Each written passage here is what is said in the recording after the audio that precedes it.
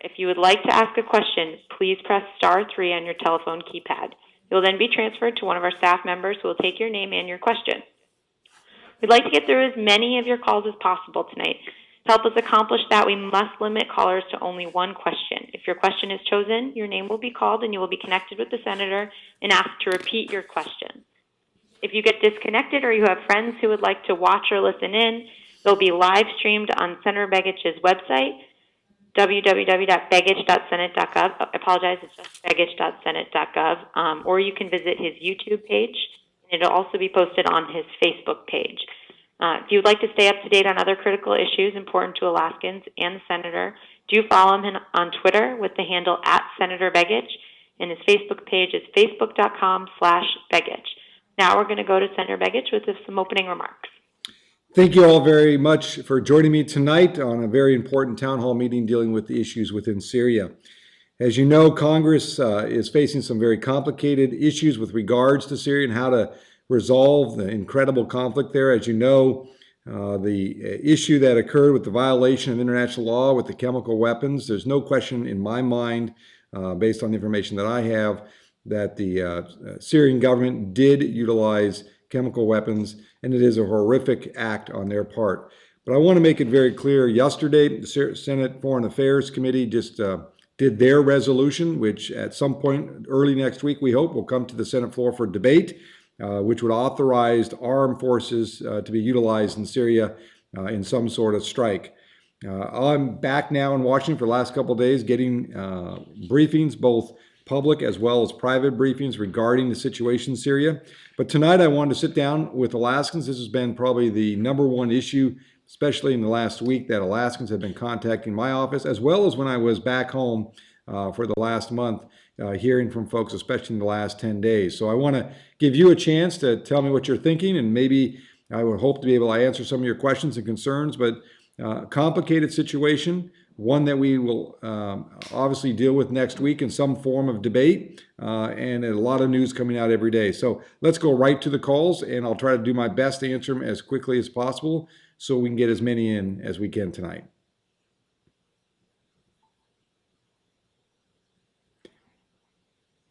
Okay, we're going to go to our first caller. We have Monique. Monique, you're online with Senator Mark Begich. Good evening, sir, and thank you. This is my question. How prepared are we for contingencies that could happen? For instance, if Assad packed a target that we were to hit with chemicals and we were to explode that, are we prepared to manage that problem?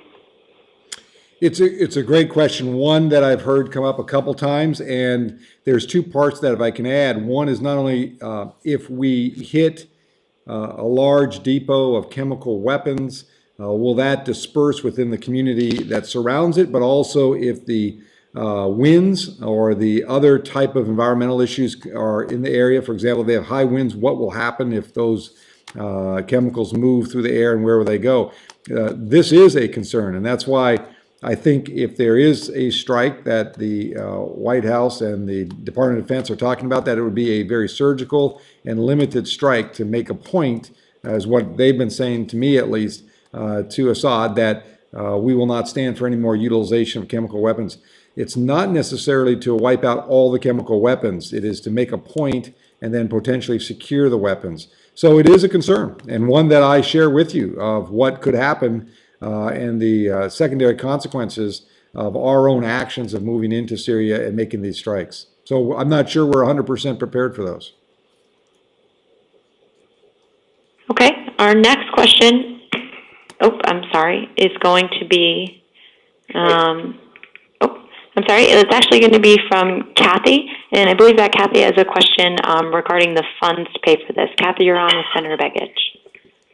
Yes, Senator Begich, I was wondering, with all the debt we have, how are we going to pay for this if we do go to war with Syria?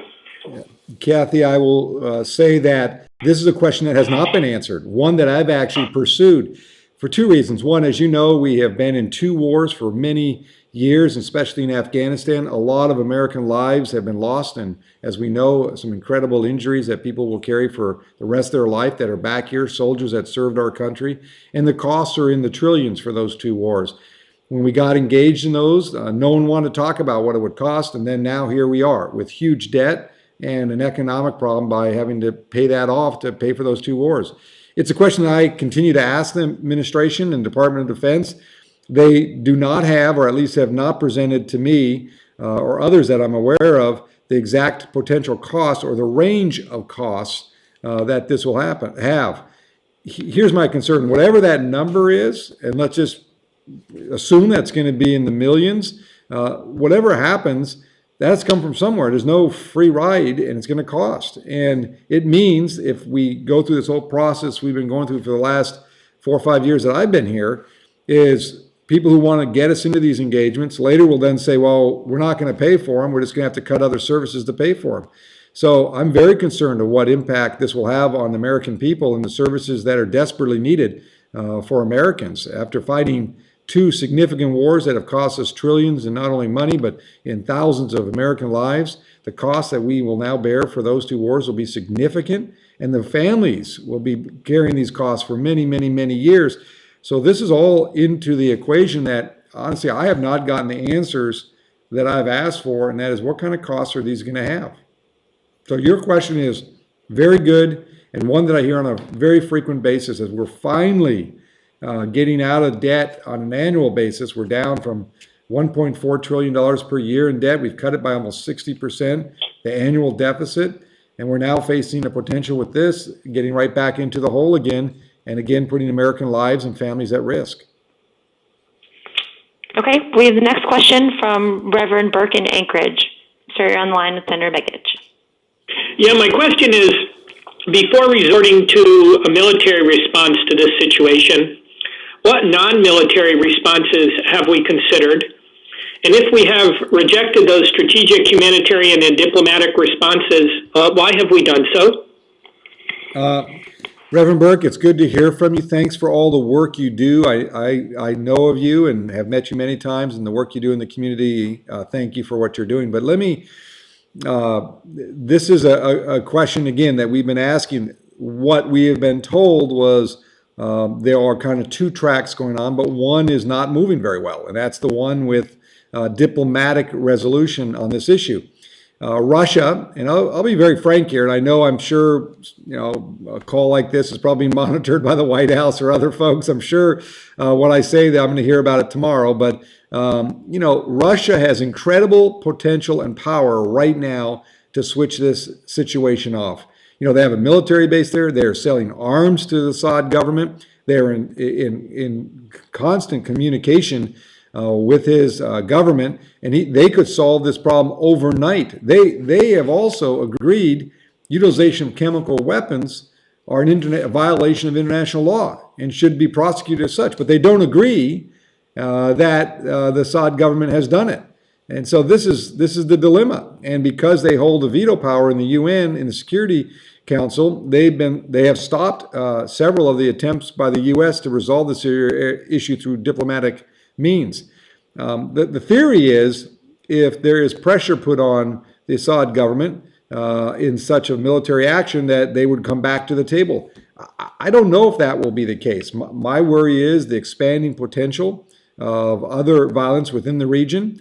The Assad government has already proven they're not a stable government. They will do whatever's necessary to control and keep power.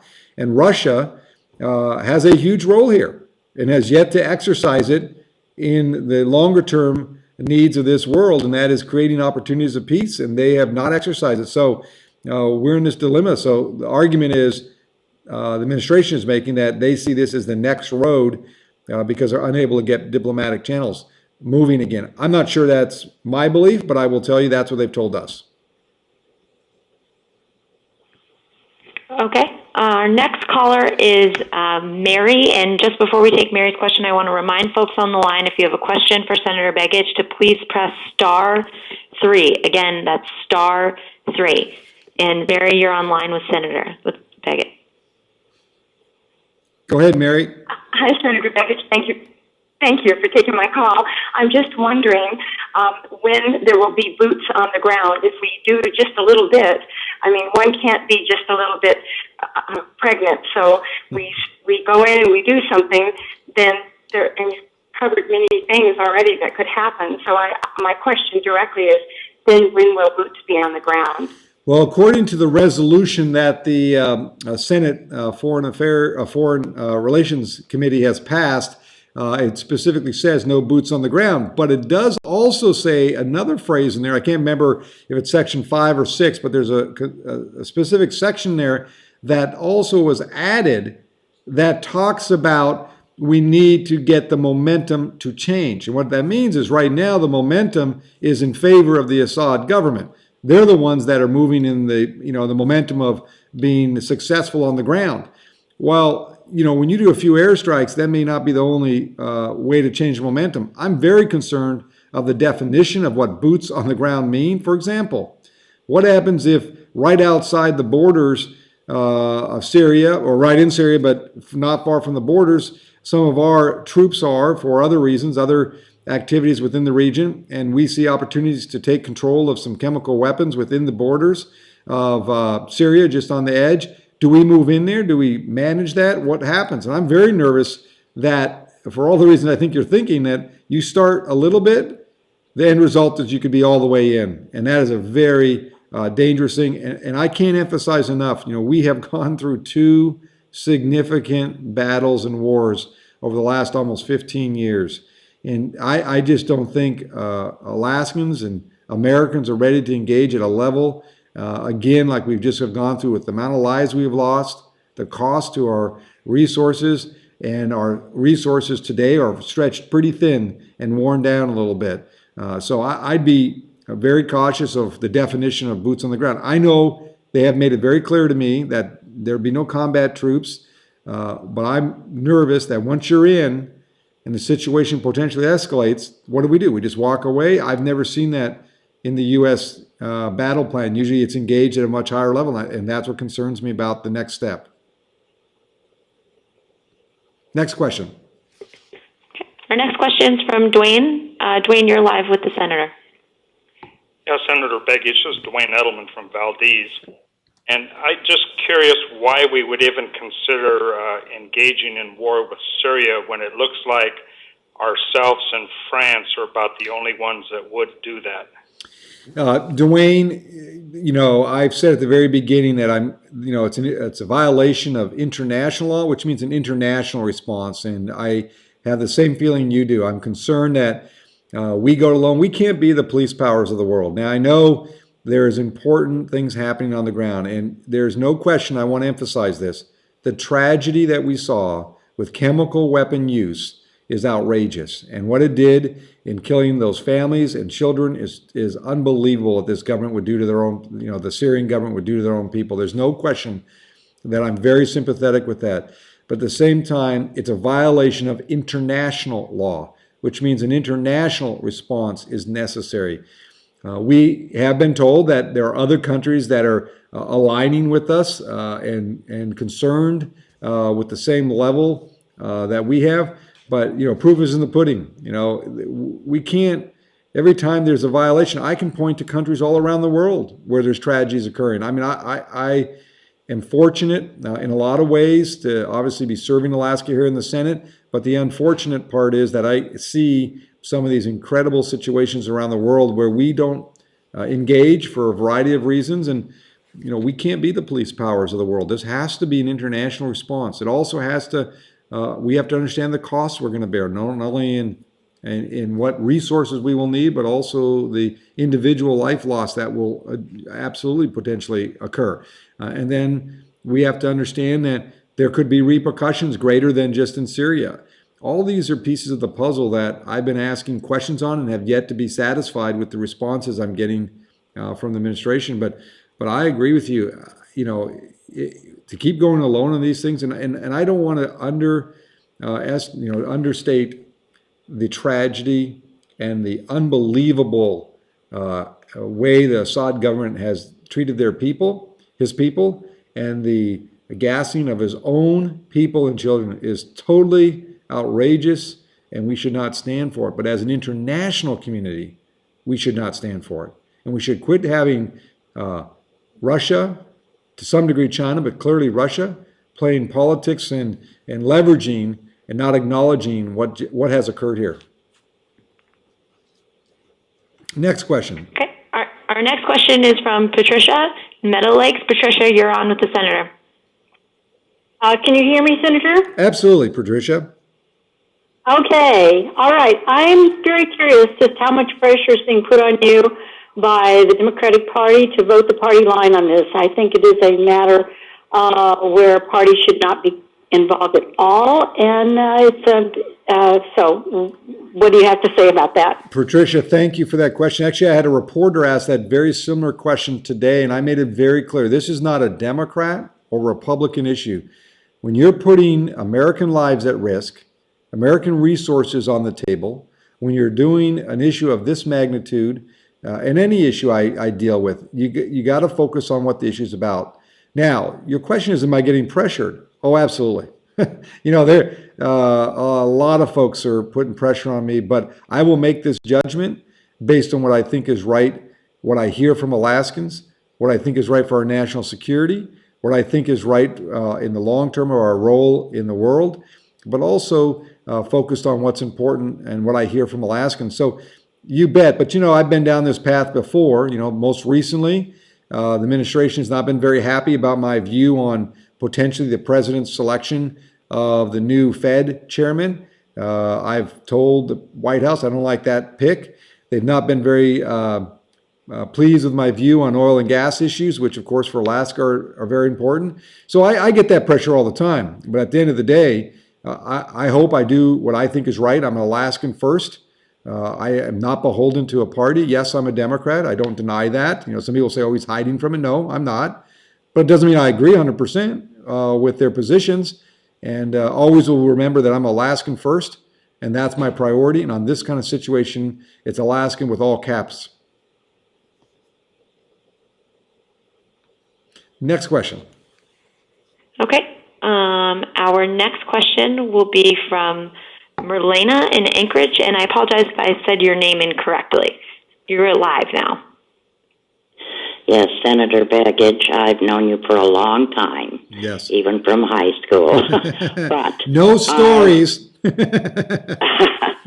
Our first defense in Alaska against North Korea and other countries is here in Alaska. We've sent our men from Fort Greely, Elmendorf, Fort Richardson, all over seas. And we also have to watch. We are the first defense for the West Coast, the entire West Coast. How will that affect us? We, like every part of the armed services, we are connected. As you know, at one point when the war in Afghanistan was at its peak, 10,000 troops that were stationed in Alaska were in Afghanistan, almost 10% of the force. So I anticipate if we are engaged at a limited level, we probably have minimal impact to our troops in Alaska. But if we engage at a higher level or a prolonged level, Alaska troops probably would be impacted to some degree. It's hard to say what that is. And you make my point on a broader sense. As we focus or talk about Syria, we can't forget a couple of the countries that are, I hate to say this, kind of like that this engagement is going on in Syria, because it takes our eyes off of North Korea, takes our eyes off of Iran. And I have to be very frank about Iran. Iran is up to no good in the Middle East. They're spending time sparking the flames over there in these different countries, Syria included.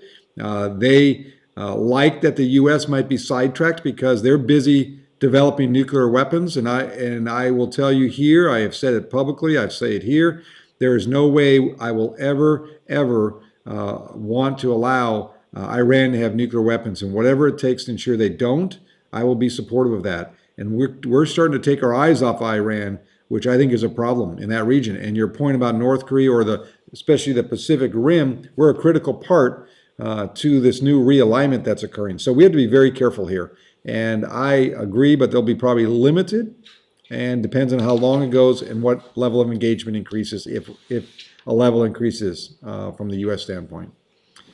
Next question. Okay, guys, I'd like to thank everybody again for joining. For folks who just got on, we are discussing the ongoing situation in Syria. And remember, if you do have a question for Senator Begich, press *3. If you get disconnected for any reason, this is being taped live on Senator Begich's website, and you can also find it on his YouTube page and Facebook page. And please do share that with other people who might be interested as well. And a reminder, please press *3 if you do have a question.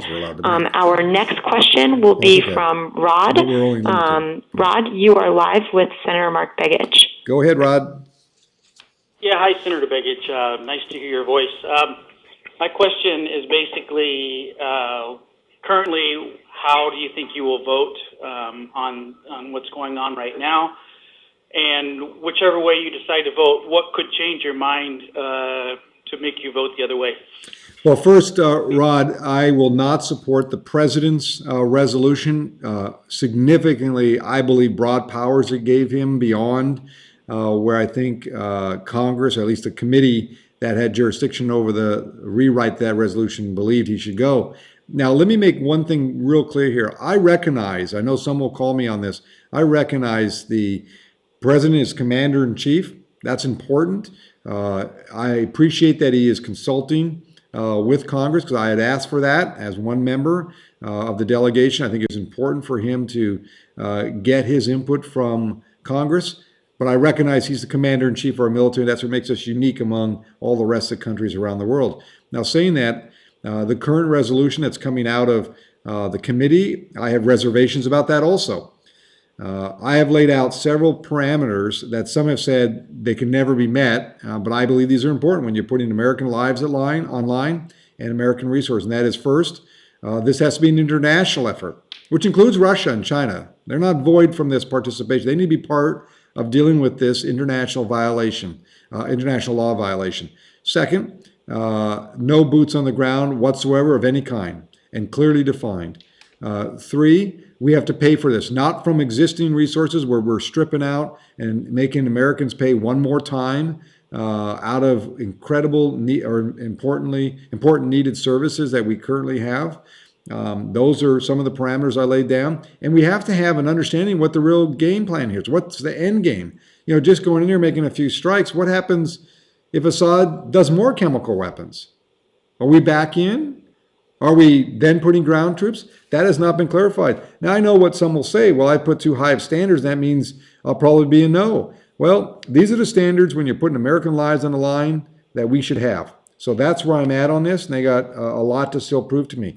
If I can make one comment before we take another call. I know some people have posted on their Facebook that they didn't get called. We place, I think tonight we placed around 50,000 calls. We only can do what phone numbers we have, and we're limited because we also have a budget. We can't call everybody, but we called about 50,000 people. We are not neglecting anybody. I would encourage you to go to our Facebook page, put your question on there. We'll try to answer it also off of that. But I know someone put something on their Facebook page, and that's what's so great about the media of today. It's instantaneous. So I want to make sure people know that there's no one neglecting anybody or making sure certain people are screened off. There's only 50,000 calls, quite a bit, and we're trying to move through as many calls as possible here. So again, if you have a question, go to our Facebook page and put it on there. Ask your question. We're happy to answer it. Next question. Okay, and our next question is from Sally in Anchorage. Sally, you're live with Senator Begich. Yes, Senator Begich, why are we not waiting for the UN inspectors to report back on their findings before we think of taking action? I think I heard your question there, Sally, and if this is the Sally that I know from East Anchorage, welcome. Thank you for getting on the phone. Thank you for having us. You bet, Sally. Here's it's a two-prong approach. One, the U.S. has done their own verification. That's why, in my belief, I have no question that the Assad government has done this. There's no question in my mind about this. The UN has a different process than granted by the Security Council and and they're going through their own analysis. Now, here's the problem. They came several days after the incident, so of course a lot of the evidence was destroyed or removed in some cases. I would bet this based on the Assad government and their way they do business. Now they'll analyze that and they'll determine if there has been chemical weapons used. So they're kind of two separate tracks, but the U.S. has done their own, and you've heard a lot of that over the last couple of days, despite the fact that Putin has said that Senator Kerry lied. From what I've seen, the information I've seen, there's no question in my mind that the Assad government has utilized this material on their own people, children and families, and killed them with chemical weapons. There's no question about that. But the UN has their own process. So I wish, I don't know why it's going to take them 3 weeks. That makes no sense to me in this world we live in today where the technology is sitting at our fingertips. But the U.S. has made their determination. But thanks, Sally, for that. Next question. Okay, our next question will be from Mr. John Dickens in Bethel. John, you are live with Senator Mark Begich. Hey, Senator Mark, just want to tell you how proud we are of you and how much we love you. I wanted to ask you, how can we guarantee that World War III will not be started? The Iranians and Hezbollah have said that if we launch any missiles, they're going to attack Israel. And to me, it's like throwing a match in a bunch of gasoline and wondering if it's going to blow up. It's pretty obvious that it doesn't go the way we want. And also, I wanted to ask, how can we guarantee that with them using civilians as human shields, how can we guarantee that there won't be innocent lives lost? Well, you bet, John. On both counts, we can't guarantee it.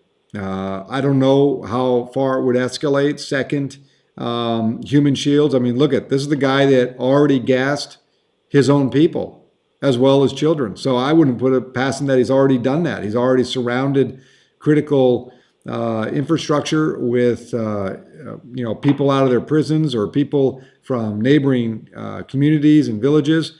There's no question in my mind that he's probably done that. And I think the first strike we make, you can rest assured there'll be a photo on some of their newscasts showing, real or not, that we've killed innocent individuals, civilians, including children. That may be the case or not. It doesn't matter. They'll say that's the case. So we can't guarantee that. The other, which you bring up, is a very good point. I mean, we've heard from Iran especially that they would move on any strike that could occur on Syria. They would respond potentially on Israel. Well, of course, to be very frank with you, if Iran strikes or does anything toward Israel, whatever we have to do, I'm going to be supportive of that, which of course, I think you would see a pretty unified Congress on that front, more so than clearly Syria. And under those circumstances, you got yourself a powder keg there. Thanks for your question. Next question. Our next question is from Margaret in Soldotna. Margaret, you are live with Senator Begich. Thank you. My question was going to be about, are we sure that Assad was the one that did the chemical weapons? But since you already answered that, how can we be assured if he gets taken out, who's going to take over, the Muslim Brotherhood? Yeah, Margaret, both good questions. I'll reemphasize the first one because you're right. I mean, my view, based on the information I have seen, has given me the convincing information that I believe the Assad government did it. Now, could there be a chance, some slim chance, something else might have occurred? Potentially, but I just don't see that based on the information. Now, put that aside. That is the dilemma. I mean, look what in Iraq we spent an enormous amount of resources, lost thousands of Americans, many still with injuries today. Now Iraq is cutting deals with Iran on buying oil, giving hard currency to Iran. It used to be their sworn enemy. So there is no guarantee what the next kind of government would be. Honestly, I believe we have a role in the world in many ways, but we have to be careful that we don't get ourselves in a situation where we turn out one government and we get another government that then turns worse. So we have to be very careful here. But I don't want people to think I'm an isolationist. I'm not. I believe there's a lot of roles we have in the world, but we have to be selective and focused and making sure we're doing it for the right reasons and not reasons that may just be a moment in time, but long-term reasons. So Margaret, thank you very much for your question. Next question. Next, we have Terry in Palmer. Terry, I believe you have a question about airstrikes for the senator. Thank you. This is Terry Hefferly, Mark. Hi. Can you hear me? Yes, perfect. I'm kind of jaded because of past experience with getting into conflicts because of weapons of mass distraction.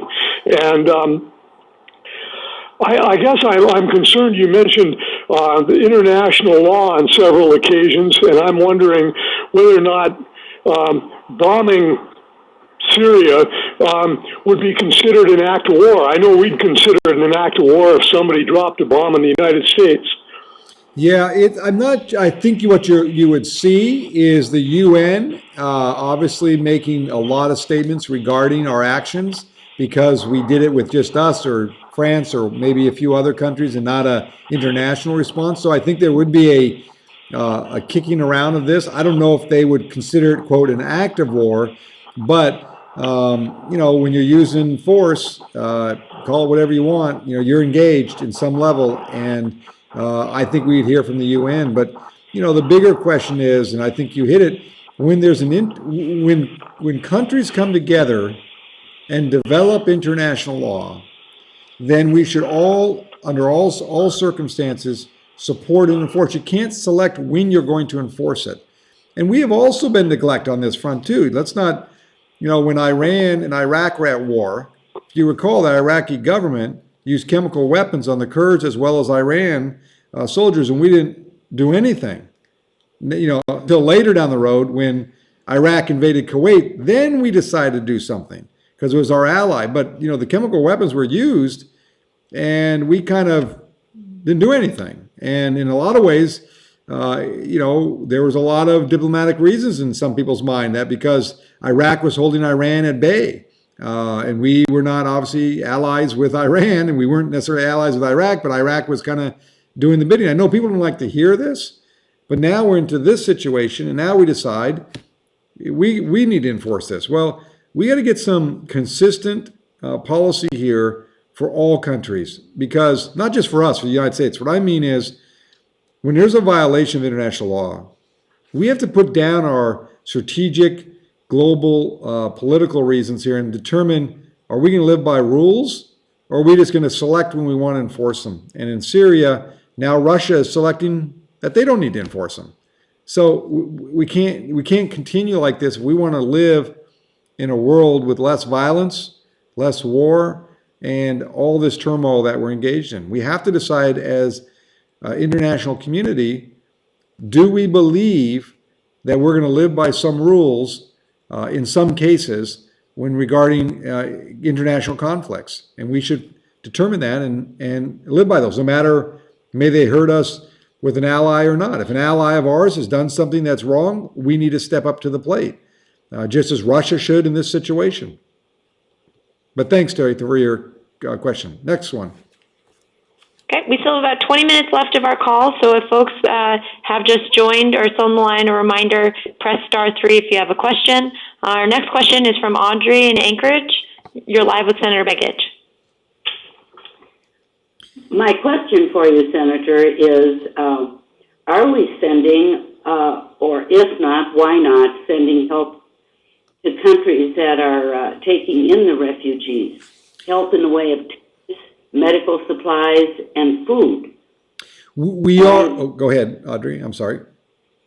Well, it's just that my opinion is that I think it would be a better alternative under the circumstances. Well, thank you very much, Audrey. We are doing that now. For example, I met with the ambassador of Jordan about a month ago and talked about the situation they're engaged in right now. We are sending humanitarian aid to countries to help offset the costs of what their burden is with regards to refugees. We're also obviously working through the UN in that regards, as well as other NGOs. So we are engaged in many fronts because I agree with you that some of these countries are being overburdened by an enormous amount. Up to now, I believe 2 million war refugees out of Syria. So we do have a role and responsibility. I believe that is an important role that the U.S. can play to assist these countries so they are not taxed financially as well as with personnel. So we are assisting where we can. And I've supported those efforts. Next question. Okay. Next question is from Michael in Anchor Point. You're live, Michael.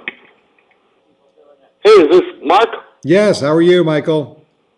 I'm doing well. Hey, the question I had is, why does the United States consider it so important to be so involved in the politics of the Middle East? Have we not learned from lessons of the past? Like, I'm a baby boomer who grew up through Vietnam, and what do we gain through there? And what do we expect to gain being so involved in Middle East politics?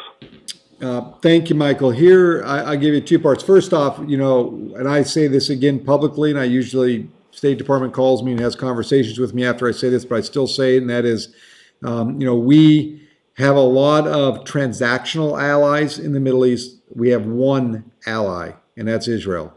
And for whatever efforts that we need to do to support Israel, we need to do that. There's no question in my mind. But there's a lot of other allies we have as transactional allies, and that is very problematic. A lot of it's around energy. I know people don't want to say it publicly, but that is a big piece of the equation. The more we become more energy independent in this country, less dependent on these countries that don't like us or ones that use us in transactional engagements, the better off we're going to be in the long term. So we're engaged because of energy needs around the world for our other allies, and the more we can do here, where we become a more energy efficient country, and the more we can have potential, as now predicted by 2025, we could be exporting energy. That's in our best interest to do that with our allies, rather than having to depend on countries that don't like us and then having to send, every piece of armor over there to protect it because they know we will do that for the energy rather than them having to deal with it themselves. So I hear you, but I will say, and I want to underline this, there's no question, our ally, Israel, is one that we have to be focused on, the needs that they have as well as the dangers they are in every single day. And whatever we have to do to defend them, I'll be there with them. But on the flip side, there's these transaction allies that just create more problems for us than we should, and they're mostly related to energy and some other issues that we need to disengage over time. Next question. I've been told there is a question from Michelle. This is one of the individuals who posted on her Facebook because she wasn't able to get through, or we for some reason didn't get her call. Let me read that question. Why are we going from quiet, silent observers for the last 2 years to let's strike Syria without considering anything in between, like diplomatic means or sanctions? Let me say, Michelle, we have been doing that. There are still ongoing diplomatic efforts. The challenge is clear that Syria is not wanting to be at the table, and one of their single largest partners, Russia, is not engaged with us, and therefore causing no response or limited response from Syria. So there is kind of these two parallel tracks, but what I'm hearing from the White House is they've determined that without some sort of message being sent through military strikes, we can't get them back to the negotiating table. I don't know if that's right or wrong in the sense from their view, if that's correct, but that's what they're saying. I think we should try everything possible with diplomatic, but at the same time, we have to recognize this is a horrific act, and international community, and I know I keep harping on Russia, we all need to be part of this equation and resolve this. If we can't do it as a international community, then what's next coming down the line? But the U.S. going alone, trying to be the police powers of the world, again, we've come out of 2 wars, thousands of American lives lost, many families damaged for many, many years to come, and a lot of resources spent. And we have to be very careful about these kind of engagements now and in the future. Next question. Okay, our next question is from Jonas in Anchorage. You are live with Senator Begich. Thank you, Senator Begich. I appreciate you setting up this town hall. And a quick comment before my question. I also appreciate and I know it's not a perfect world, but I do appreciate the level of cooperation that I am seeing between both the House and the Senate and the executive branch. I don't perceive it as a weakening of the balance of these branches of government. My question, I'm curious, there have been some discussion about setting a 90-day limit for any action taken, and I question whether that is a realistic thing to consider.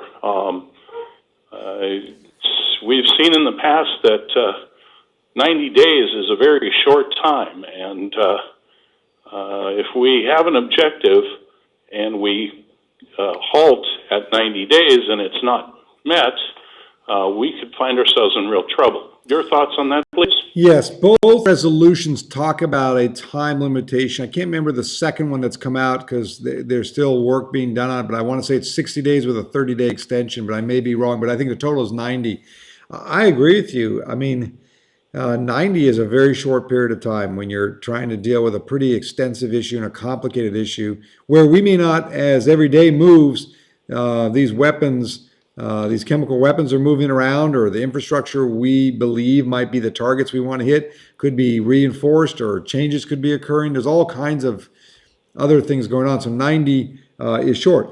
I will also want to agree with you. Today I was in a briefing with House and Senate members, Republicans and Democrats, a closed-door briefing. Very unusual. Usually it's the Senate and then the House does their own, but today I joined a briefing from 5 of the administration or 6 of the administration people.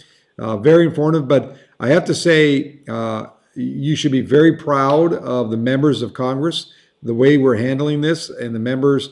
You know, we may have differences, and don't get me wrong, we may have differences of how we think this should be approached or not approached, but the administration is reaching out. We're having these briefings, multiple ones. I was invited to another one later this afternoon, which I could not make. They've now scheduled 2 more. These are in the Situation Room in the White House. So there's a lot of information flow, and I think I will say that I think they're very blunt, especially in the closed door briefings. There's no hiding of information.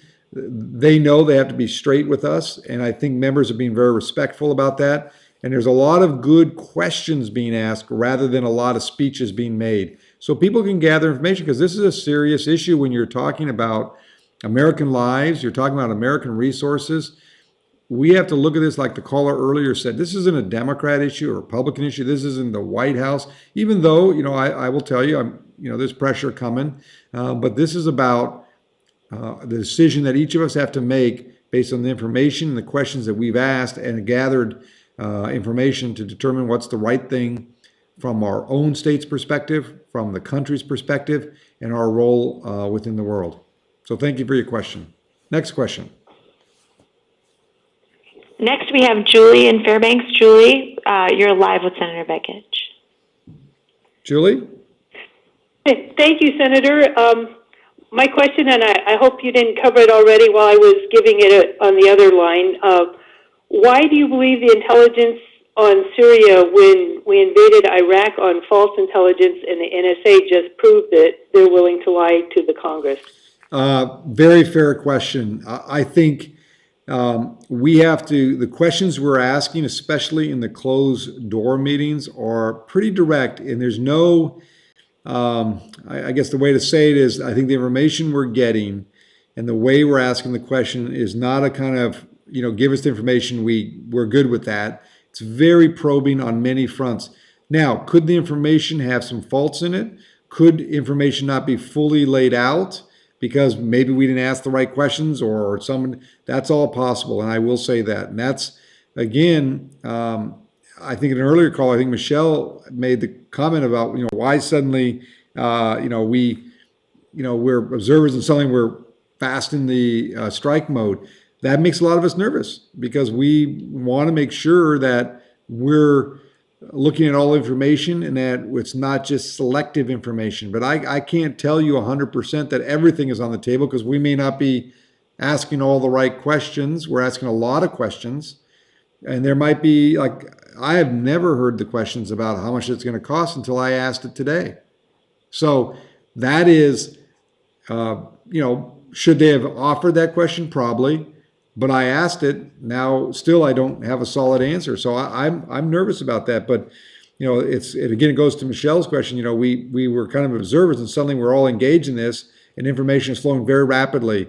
But we need to be careful that we believe the information. And if we have doubts, then people like me, for example, if I have doubts on the information or I haven't gotten my answers that I'm hoping for, then my vote will reflect that.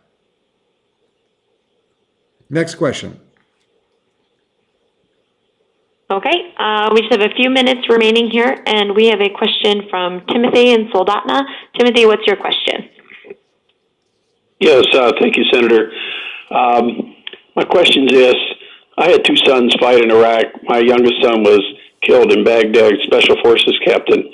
If we commit troops, we will lose our young men there. What is our national interest involved here in going in? Assad's a known factor. He's bad. He's been bad for a long time. He's not attacked Israel, per se. The Muslim Brotherhood, if we support them, they will attack Israel. They will have control of those arms that we're worried about with the gas and all.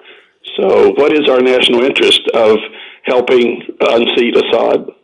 Well, first, thank you very much for the call. I'm sorry about your loss, but thank you for talking tonight about kind of your personal views and your concern and your question. But I will say that we thank your sons for serving this country and the service they've given, both the one that is living, the one that has passed. And thank you very much for calling in tonight. Let me say this, that is a concern. What ensures that this won't lead to more and boots on the ground, and what is the national interest? And I have yet been convinced what the national interest is as of today. I understand, again, the violation of international law. That is one question. But if we're going alone, what is the national interest, security interest for us as a country? And I question so far that I have not seen that answer yet. And so I feel the same way you do on this, and I'm very concerned because once you open this up, a lot of other things could ripple in, and the next thing you know, could we have boots on the ground? Potentially. Could we lose more American lives?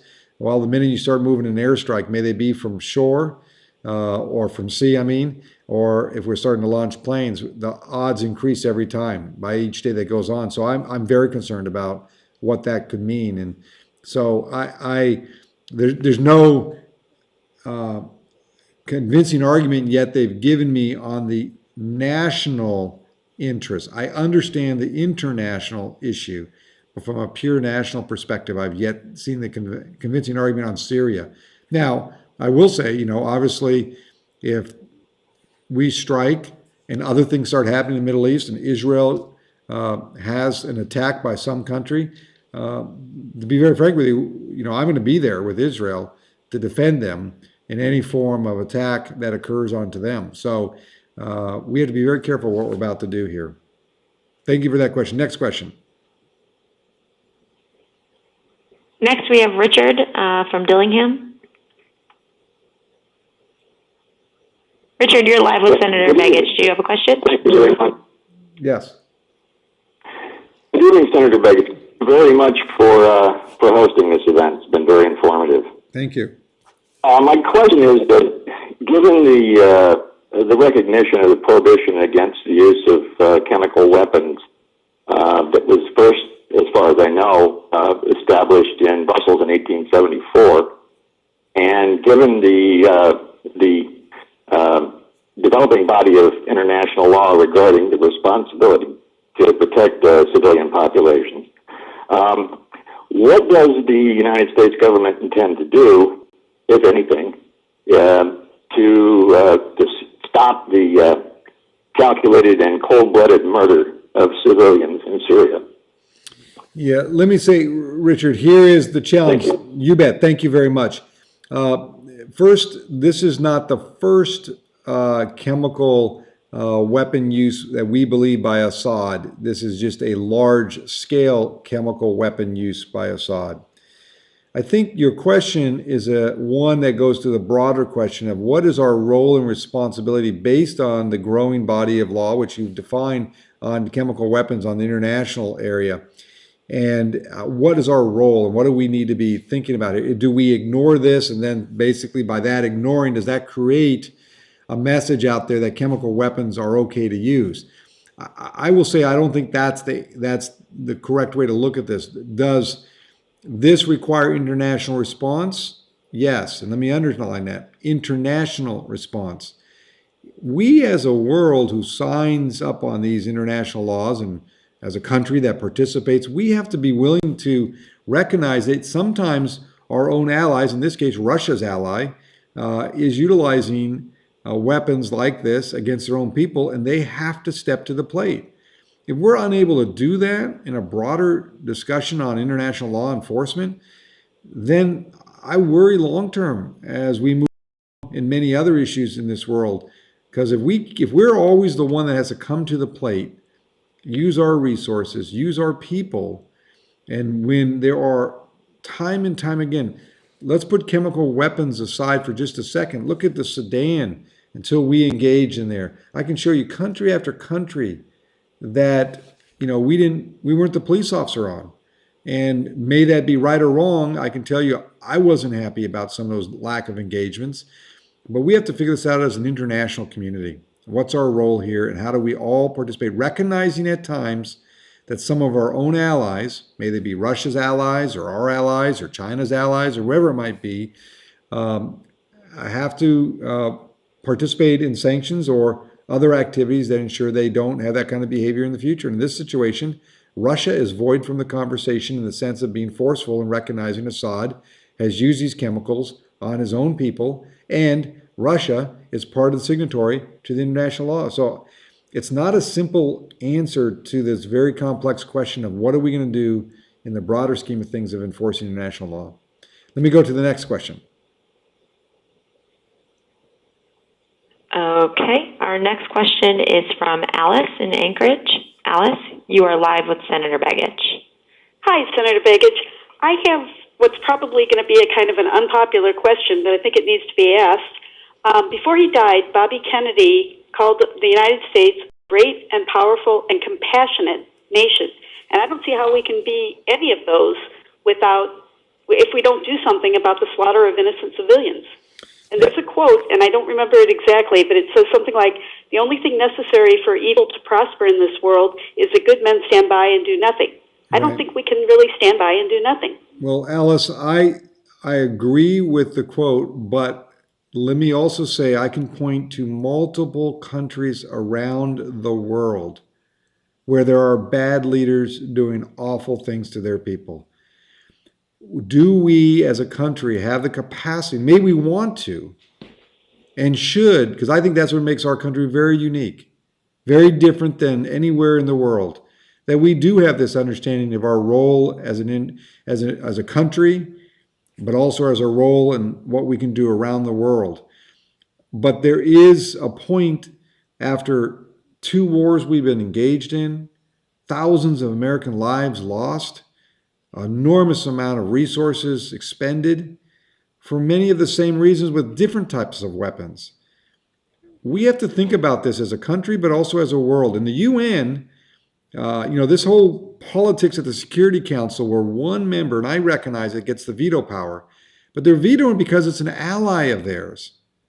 Not because, that the chemical weapons, there's no question based on other statements by Russia that chemical weapon use is bad and should not be allowed and people should have penalties, but they decide to veto any actions because it's an ally of theirs because they have a military port there. That's totally unacceptable. So there's a point in time we have to figure out how far can we go. I'm glad you've put that quote on the table because this is the bigger question we as Americans, as Alaskans, have to think about. And what is our role? I can, again, point to country after country that, I hear horrific stories from ambassadors and individuals that come to my office here But as the United States, we have limited capacity. May we think we want to do it all, we can't. And this is why there's international law. We have to recognize that other countries have to participate with us. And when some of our major allies, that like the UK, won't participate, this is a problem as we go forward in this world trying to create peace and limit these types of engagements. So it's a tough one. And that's why I said at the very beginning, this is a complicated and a very emotional, complex, many different pressures pulling on the issue that we have to figure out and sort through. And, that's why I'll probably be at multiple briefings and spending time like this with Alaskans, kind of getting the views and hearing commentary. So I thank you for that question. Next question. I think this might be the last one because we're almost out of time, but please, next question. Yep, just probably time for one, maybe another question. We have Elizabeth from Anchorage. Your question, Elizabeth? I wanted to ask the senator if he had a sneaking little suspicion in the back of his mind that maybe this Syria business, Obama brought all this up so that people won't notice that Obamacare is going into effect. And if he gets Congress worried about Syria, they won't have time to stop Obamacare. Yeah. Go ahead. Sorry, Elizabeth. Go ahead. Oh, I'm sorry. I think we lost her. Oh, okay. Elizabeth, I don't think so. I think, Assad has, used chemical weapons on up to 1,400 of his own people, children included. That's a fact. And so that's the response the president's making for a lot of the reasons that Alice said. I think the president believes that there's a role that the U.S. has is when people are not stepping up, that the U.S. has to step up and make a statement and do something about these kind of atrocities. But let me say that I think the bigger challenge is, as we focus on Syria, Obamacare is minor to this whole thing. As we focus on Syria, we lose track of what Iran's up to. Iran is building nuclear weapons, moving forward. They made it very clear what they want to do to Israel. And so I'm worried that we're getting our eye off of that issue because we're over here in Syria. So no, I don't think it has anything to do with Obamacare. I think it has a lot to do with international situations and a leader that's decided to turn on his own people. Do we have okay? No And this question? will be our last. Yep, we've got one last question for the evening. We'll be taking it from Don, who is in Juneau. Don, go are ahead. you with us? Don, are you there? Don from Juneau. Okay, well, I think we can just move on. And actually, I believe that we are out of time now. Okay. So let me say this, and again, I want to thank everybody for participating tonight. I know this was a last minute kind of teletown hall meeting, but we want to thank you for participating. We want to keep you informed of what's going on, but also I wanted to really spend the time listening to the questions and issues that Alaskans had on a very important issue. So I want to thank you for that. Second, do not hesitate to check in with our office or watch our webpage, and we'll keep you up to date as we move forward on this issue. We will be dealing with this, my belief is early next week, with some sort of resolution that will come to the floor. I do believe if there's a resolution that comes to the floor, it should have an up or down vote. It shouldn't be filibustered. It shouldn't be delayed. We should tell the president, as a Congress, what we believe. Are we for it? Are we against it? Put people down and noted. And then as the commander-in-chief, the president needs to make his decision.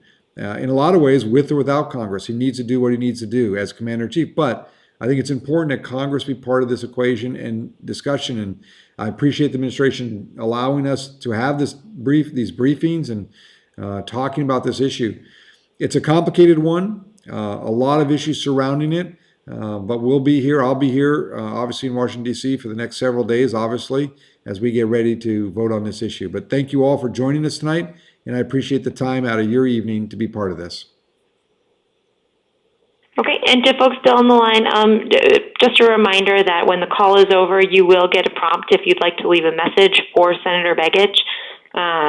Thanks again for joining us, and do follow Senator on his Facebook page and his Twitter page. His Twitter handle is @Senator Begich, and Facebook page is facebook.com/Begich. And thank you again for joining us this evening.